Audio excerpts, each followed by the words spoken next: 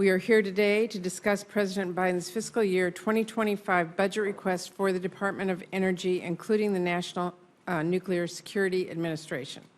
DOE's work has a direct bearing on our national security, our international competitiveness, and our ability to tackle the climate crisis. The investments we make at DOE protect our energy grid, drive down our dependence on foreign energy, drive down energy prices, and drive forward innovation in clean energy, and so much more. At the Pacific Northwest Lab in Washington State, we are always seeing how these investments fuel cutting-edge research. But this is a constant race against the clock that is the climate crisis and against our competitors. We cannot cut investments without ceding ground. We have to make sure breakthroughs in AI, quantum computing, clean energy, and so much else are happening here in America. And while we're at it, we have to make sure the jobs that follow are staying in America too. But it's not just our economy that is at stake in the department's work. It is our national security as well. For one thing, the climate crisis is more than a rolling series of devastating weather disasters. It is also an economic threat and a national security threat, as our generals have warned us. Then, of course, DOE's management of our nuclear activities has enormous stakes for our national security. And for the sake of our families, we have to take a balanced approach where we are investing not just in weapons, but in non-proliferation work and environmental cleanup efforts.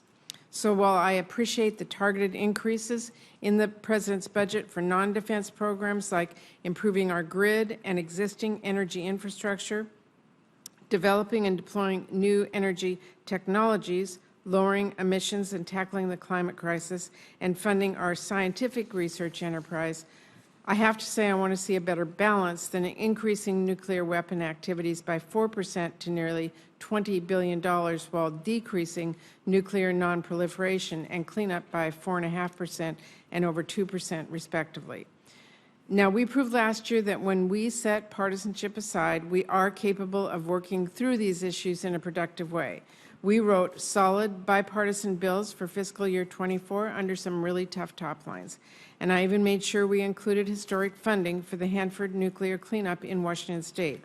That was huge progress, and I'm pleased to see that this budget request includes funding to meet the obligations in the holistic agreement between the Department of Energy, EPA, and the Washington State Department of Ecology, because we do have a moral and legal responsibility to do right by our Hanford workers and the Tri-Cities communities, and I will not rest until we have lived up to that. I hope we can once again make good bipartisan progress on that issue and many others. And I will remind my colleagues the only way we are going to make that happen is by working together in good faith. And unfortunately, House Republicans are already once again planning to ignore the bipartisan deal they cut last year on top lines and now push through drastic spending cuts to non-defense that are going nowhere. But just like last year, we can choose a different path here in the Senate, a bipartisan one. I know there are members on both sides who are concerned about how these tight caps will undermine our nation's strength.